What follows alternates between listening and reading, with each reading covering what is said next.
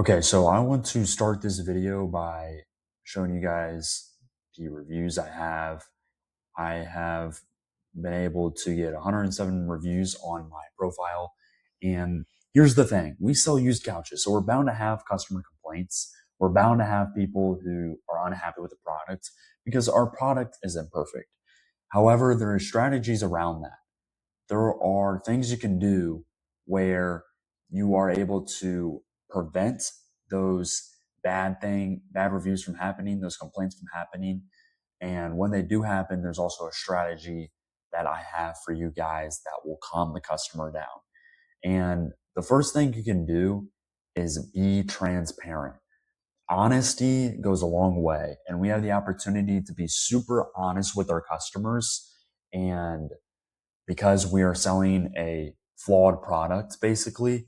So we have the opportunity to be very, very honest and upfront with our customers. Whereas if you're selling a brand new couch, you don't have the same opportunity we do as couch flippers. We're selling used couches, so there will be some flaws. There will be some imperfections on the couch. And you can either take the route of showing a customer that you're really not being honest and you're kind of like getting one off on them by not displaying the imperfections, by not mentioning them. Or you can take the route of like, your customer will love you if you are transparent and honest with the imperfections on the couch. So what I like to do is a selfie video. So I like to take a selfie video, especially if the customer hasn't came out and saw the couch in person. I like to say, hey, I just wanted to let you know that this is exactly what you can expect on your couch. These are the exact imperfections you can expect before we arrive in person upon delivery. So I like to record a selfie video. Now, if they're coming in person, say they're stopping by my warehouse and they are coming in person, looking at the couch, then I like to ask, hey, look, are you okay with these listed imperfections? And I like to straight up ask that question. Hey, there's a spot here. There's a little rip on the arm. And I like to ask that to really get it through their head that I'm an honest person. I'm being transparent with what's wrong with your couch. This is exactly what you can expect. This is how you prevent bad reviews. You ask them, hey, are you okay with these imperfections? Because what you're doing is eliminating the chance of them bringing up those imperfections to you after you deliver the couch, after they pick it up, or eliminating the chance of them mentioning those imperfections in a bad review or writing a bad review about you in the first place. And the last one is just to be honest with everything. Like, you have to point out every little thing. Don't try to hide. Don't try to only point out, there's just this spot when there's actually like more damage to the couch. You have to be sure you point out everything. And before I move on to the next one, the reason why people don't do this is because they're afraid that it will lose them the deal. When in reality, this will make your customer love you even more. And that's the thing. It's such an opportunity to build such a good relationship with your customer because you're able to showcase if you're an honest person or not.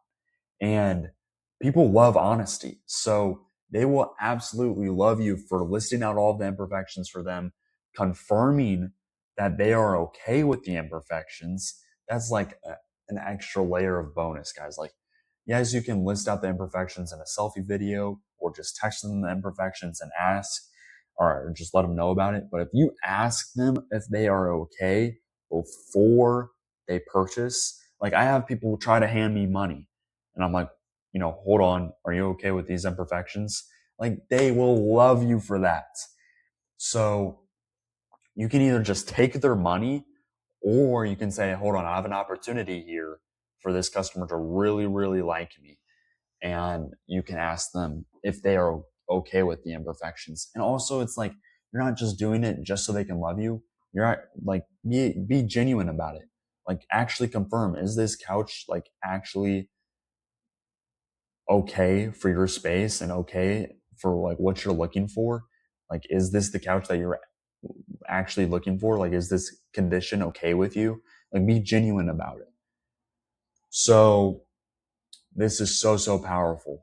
This is so, so powerful. So disclose all the flaws, guys, and be completely transparent about what's wrong with the couch. Do not be afraid to lose the deal, because you won't. You will get the opposite effect. If you do this properly, you will get the opposite effect. You will not lose the deal. Your customer will just love you 10 times more. You think you will lose the deal, but it actually it makes people your biggest fan when you do this. People will tell their friends and family about how honest you were. People will spread the word about your small business if you use this strategy and if you are transparent. And before I get into the second part of this video, I wanted to let you guys know my name is Billy Price. I have a couch flipping operation right outside of St. Louis, Missouri. We do around 25 to 35 couches every single month, which brings in over 20K in revenue every single month. And moving on to the next part of the video is that if they do end up complaining, if they do text you and don't like the couch or mention a flaw about it, this is how you handle it. This is how you handle complaints. Okay. And this happened to me. It never turned into a bad review or anything because I used this strategy. And what you want to do, this actually recently happened, and it was a whole story, but I used this exact strategy and it worked. And I've been using this for a while now.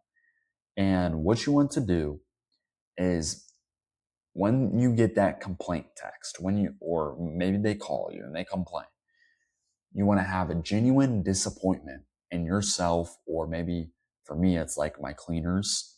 So it's a little bit better. If you're like a solo beginner couch flipper, it's a little bit harder to use this strategy.